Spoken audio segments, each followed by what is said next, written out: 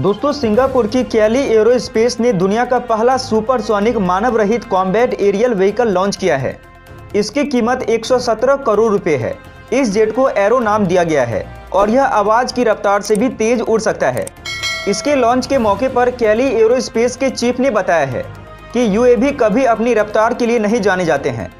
Arrow supersonic UAV से रफ्तार और पहुंच की रुकावट को पार कर लिया गया है।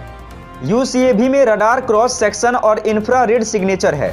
इसे कॉम्बैट या रेकी के लिए इस्तेमाल के हिसाब से तैयार किया गया है। इसे विवाद वाले क्षेत्र या मिसाइल को भटकाने के लिए दुश्मन के लड़ाकों का सामना करने के लिए उपयोग में लाया जा सकता है। इसके साथ ही दुश्मनों के संचार उपकरण को जाम करने के लिए भी इसका इस्तेमाल किया जा सकता है।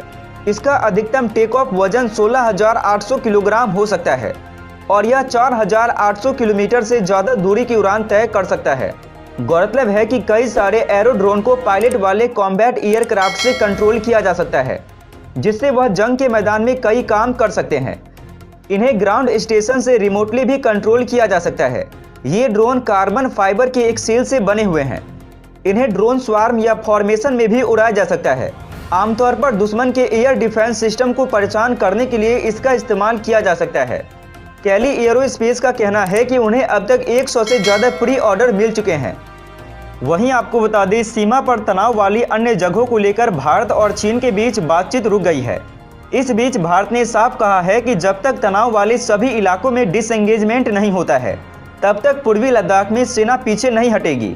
विदेश मंत्रालय के प्रवक्ता अनुराग श्रीवास्तव ने कहा है कि हमारी अपेक्षा है कि चीन यह सुनिश्चित करेगा कि जल्द से जल्द बाकी इलाकों में डिसएंगेजमेंट पूरा हो। उन्होंने कहा है कि यह हमारी अपेक्षा है कि WMCC और वरिष्ठ कमांडर्स की बैठक दोनों के जरिए चीनी पक्ष हमारे साथ मिलकर यह सुनिश्चित करे कि बाकी इलाकों में जल्द से जल्द डिसएंगेजमेंट पूरा हो। श्रीवास्तव ने कहा है कि इससे दोनों पक्षों के पूर्वी लद्दाख में सेनाएं पीछे हटने का रास्ता खुलेगा और केवल उसी से शांतिपूर्ण स्थापित होगी। उन्होंने कहा है कि भारत ने पहले से जोर दिया है कि द्विपक्षीय संबंध आगे तभी बढ़ेंगे जब सीमा पर शांति होगी। पेंगोंग झील के उत्तरी और दक्षिणी किनारे पर डिसएंगेजमेंट के पहले राउंड के बाद एक बफर जोन बना था, जहां पेट्रोलिंग नहीं होनी थी। इसके बाद डोगरा हॉट स्प्रिंग में डिसएंगेजमेंट को लेकर जारी बातचीत किसी नतीजे पर पहुंचती नहीं दिख रही है। मिलिट्री कमांडर्स की आखिरी बैठक गतिरोध पर ही खत्म हुई थी। भारत चाहता है कि देप्सांग प्लेन में उन्हें पेट्रोलिंग के पुराने अधिकार मिले, जहां चीनी सैनिक अभी उसे पेट्रोलिंग पॉइंट्स 10 से 13 तक जाने नहीं दे रहे हैं।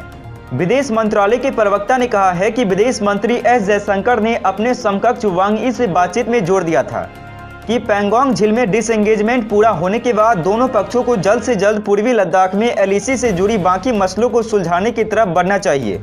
श्रीवास्तव ने कहा है कि वर्तमान हालात लंबे समय तक रहे, यह किसी के हित में नहीं है। अच्छा सुनो, चैनल को सब्सक्राइब करो, उसके बाद घंटी बजा देना ताकि अगली वीडियो आपसे मिस ना हो पाए। Thank you.